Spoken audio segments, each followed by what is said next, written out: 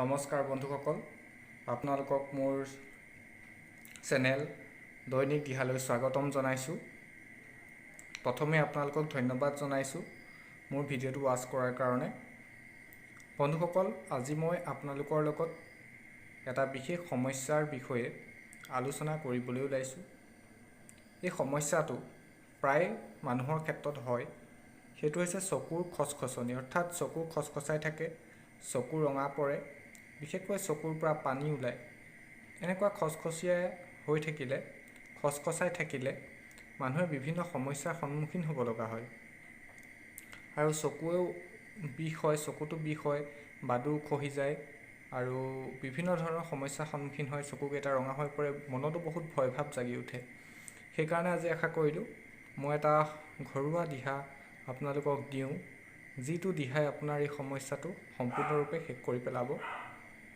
বন্ধুসকল, তাৰ কাৰণে লাগিব আপোনালোকক দেশী গৰু ঘি, এটা ভাল কোৱালিটি ঘি ল'ব। প্ৰথমে কৈছোঁ, মন কৰিব, গৰুৰ ঘি কোৱালিটিটো কিন্তু উন্নত মানদণ্ডৰ হ'ব লাগে। এইটো হৈছে অন্নপূৰ্ণা ঘি ল'ব, বা বেলেগ গৰু ঘি ল'লে হ'ল, কিন্তু কোৱালিটি ভাল ল'ব। দ্বিতীয়তে মই এয়া লৈছোঁ বেল গছৰ পাত। বেলপাত 3টা। আমি জানো যে বেলপাত 3পটীয়া থাকে, তেনেকুৱা বেলপাত এখিলা আনি তাৰ 3খিলা পাত এনেকৈ উলিয়াই লৈ লওক। এতিয়া কি কৰিব, বেলপাতখিনি হাতত মলিব পাৰে, নহ'লে এইখিনি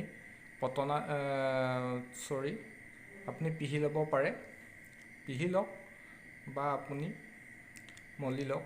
আপুনি তেনেকৈ ধুনীয়াকৈ ভাঙি চিঙি পিহি এটা বেলপাতৰ থুপথুপীয়া মিশ্ৰণ বনাই লওক।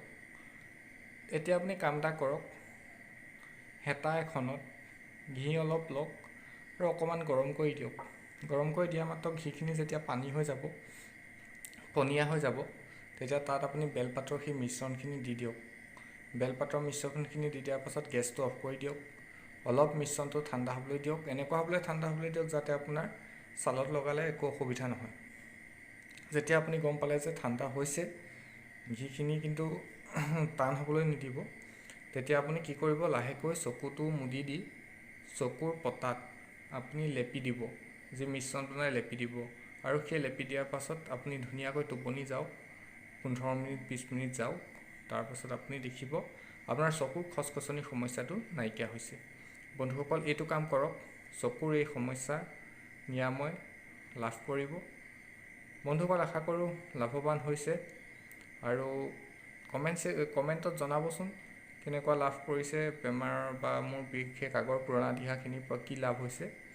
আজিলৈ আহিছোঁ, আপোনালোকক ধন্যবাদ জনাইছোঁ মোৰ ভিডিঅ'টো ৱাচ কৰাৰ কাৰণে। আকৌ এবাৰ ধন্যবাদ।